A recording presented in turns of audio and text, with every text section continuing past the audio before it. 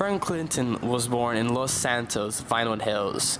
He is 25 years old, 2013, so if we counted it up to now, he'll be 29. And born in 1988, he's an American male who's 6 foot tall and was raised in the ghetto.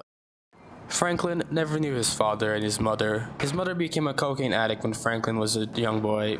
As a child, he often heard stories about how his father was violent and abusive toward his mother, which is probably the main cause of the reason why his mother turned to cocaine, so that she could escape the dark reality that she was in. Franklin's father left his mother while she was still pregnant with Franklin. His mother's addiction eventually led to her death when Franklin was just a little kid.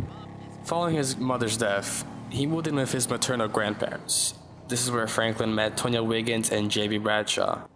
Despite being constantly spoiled by his grandmother, Franklin decided to take on the role of a street hustler. One of his first jobs ever was selling cigarettes with Bradshaw. The scheme was successful until Franklin's grandfather caught them in the act. In Tonya's words, his grandfather gave chase to both him and Bradshaw all around South Los Santos.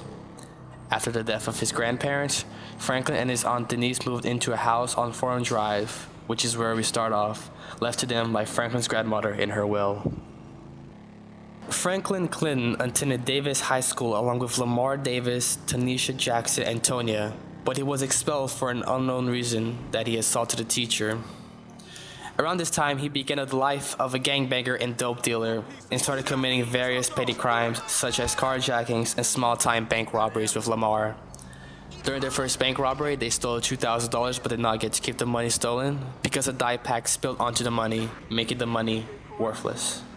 Franklin also worked for a local drug dealer named Marcus, who he later killed. Franklin's life of petty crimes caught up with him in 2008, where he was arrested and sent to prison. After his release, he decided to give up his previous gang life and get some legitimate work. A few months before the start of the story, Franklin moved beyond the role of ghetto-based street dealer when he and Lamar began working for Armenian businessman Semyon Yetirian. Yetirian owns a car dealership which acts as a front for a loan sharking and extortion business. Yetirian's dealership sells cars to people who can't afford them, and when they default on the exorbitant interest payments, Franklin and Lamar repossess the car. Around the same time, he receives a message from Tanisha that she is breaking up with him due to her brother's death, and fearing that Franklin's criminal lifestyle will bring her to harm.